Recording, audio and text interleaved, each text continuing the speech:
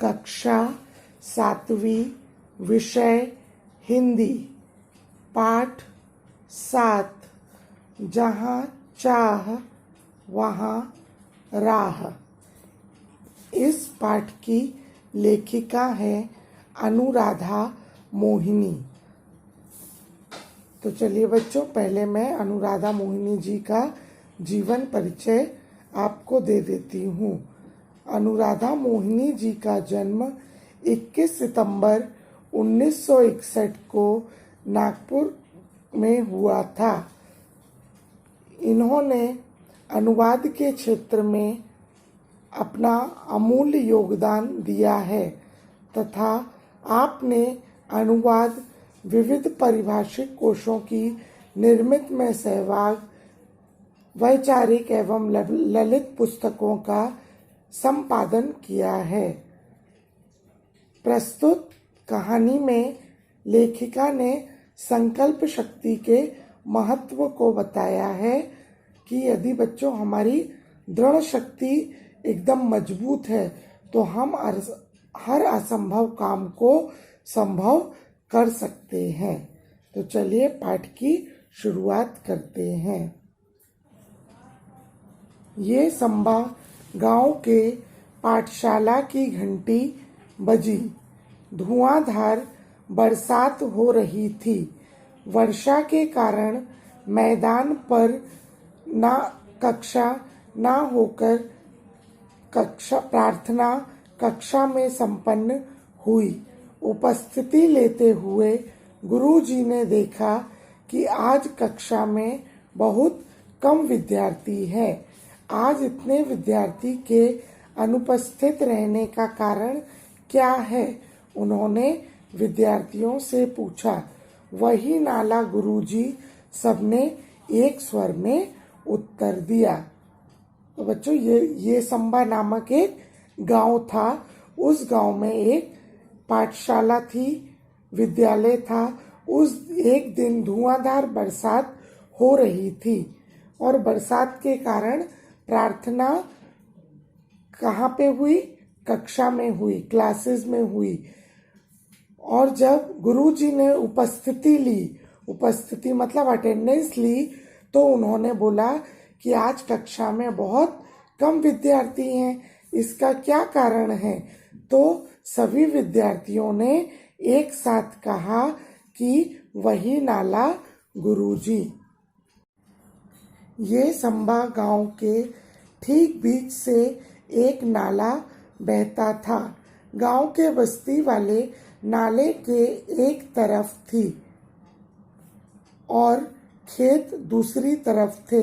बरसात के दिनों में नाले में कई बार 4 से 5 फीट तक पानी भर जाता था। बड़े बुजुर्ग तो किसी तरह अपने गाय बैलों के साथ नाला पार कर खेतों में चले आते, किंतु पाठशाला आने के लिए नाला लागना विद्यार्थियों के लिए असंभव था। तो जो ये संभा गांव था बच्चों, उस गांव के बीचों बीच एक नाला बहता था और जो गांव था वो नाले के एक तरफ था और नाले के दूसरी तरफ पाठशाला और खेत था। तो बरसात के दिनों में क्या होता था? उस नाले में बहुत पानी भर जाता था। 4 से 5 फीट तक पानी भर जाता था। तो जो बड़े बड़े लोग होते थे वो किसी तरह नाला पार करके गाय बैलों के साथ खेतों में चले जाते थे, लेकिन पाठशाला जाने के लिए विद्यार्थियों को वो नाला पार करना होता था और वह नाला पार करना विद्यार्थियों के लिए संभव नहीं था। जोरों की बारिश होती। उस दिन कक्षा में विद्यार्थियों की उपस्थिति पर असर पड़ता।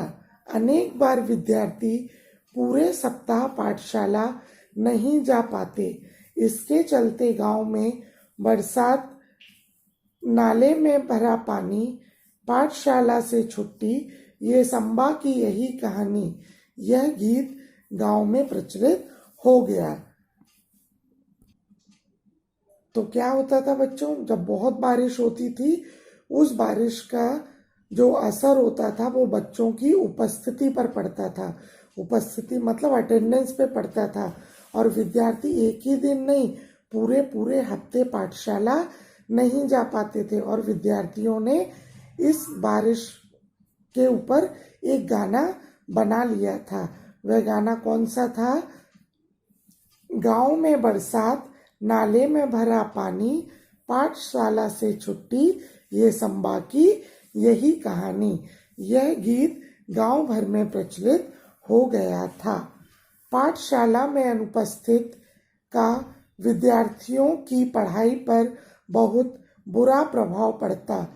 अच्छी श्रेणी लाने वाले विद्यार्थी भी वार्षिक परीक्षा में पीछे रह जाते। सब परेशान थे, पर क्या करते, मार्ग असंभव था।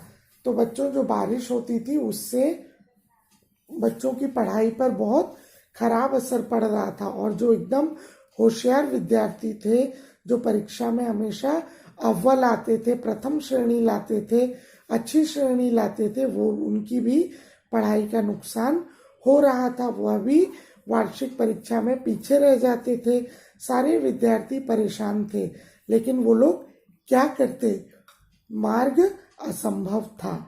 बच्चों, इस पाठ का शेष भाग मैं आपको अगले वीडियो में पढ़ाऊंगी। धन्यवाद।